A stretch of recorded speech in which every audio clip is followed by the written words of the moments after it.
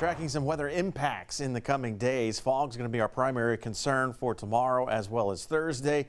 And then we're going to get prepared for the possibility of some storms. So you can see how the fog kind of outlined here in our orange shade of color. But a first alert heads up has been designated for Friday's storm potential as we're starting to see a slight risk for severe weather extended across portions of our area. Let's get to the fog first because it's of most immediate concern. So we'll give you that first alert heads up. So far for tomorrow, dense fog advisories have only been issued for Acadiana westward. So west of the Atchafalaya Basin, Metro Baton Rouge, New Orleans, not included in any dense fog advisories as of yet, but wouldn't be surprised with the afternoon update from the National Weather Service if they do encompass most of us in that dense fog advisory. That's because we are expecting once again pockets of dense fog like we saw for this morning, for tomorrow morning, and then probably again for Thursday morning as well. Now fog will be at its most widespread and thickest between the hours of 4 a.m. and 8 a.m. So if that is your typical travel time for Wednesday or Thursday, give yourself a few extra minutes out the door. Use those low beam headlights and watch for some of the kiddos that could be at area school bus stops as we get closer to that daybreak time frame.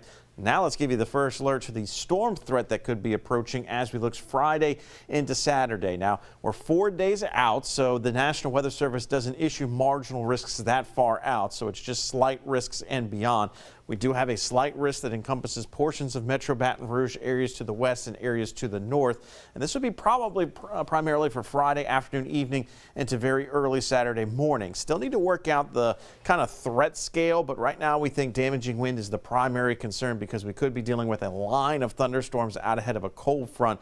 A brief isolated tornado, though, can't be ruled out, and the potential for some hail could also be in the forecast. So let's take a look at the timing kind of based on some of the model data. This is the European model. You can see we'll start you out, fast forward all the way to Friday morning, front still well up towards our northwest. But some of these showers coming in off the Gulf could have some rotation tied with them. So that would be one of the concerns. Prefrontal showers and storms development as we look Friday afternoon into Friday evening could have one or two brief spin up tornadoes tied to that. But then it looks like everything kind of consolidates into this line of storms just ahead of the front as we go into the pre-dawn hours on Saturday. Now the European model a bit slower than some of our other guidance. They suggest more of a frontal passage with this line, maybe even into Friday night or overnight hours. So we'll keep our eyes out on exact timing as we get a little bit closer. But it does look like this front could have a little bit of a punch to it. Now once the front moves through, could have some lingering moisture behind it. So Saturday still opportunities of seeing some passing showers even into the afternoon and evening hours with the front already through by the morning hours.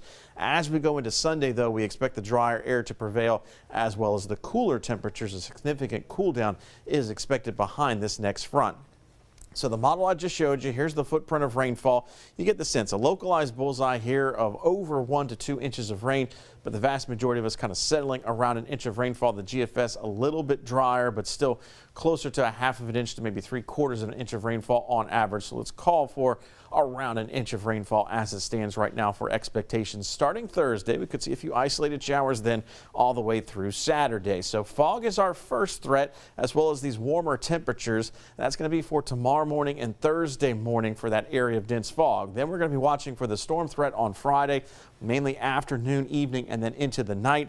Lingering rains into Saturday, but notice the drop off in temperature. We're going to see about a 20 to 30 degree drop from morning lows and daytime highs from this week into the first part of next week, and maybe could even flirt with a brief light freeze Monday morning. Right now, though, we've got temperatures just above that freezing mark.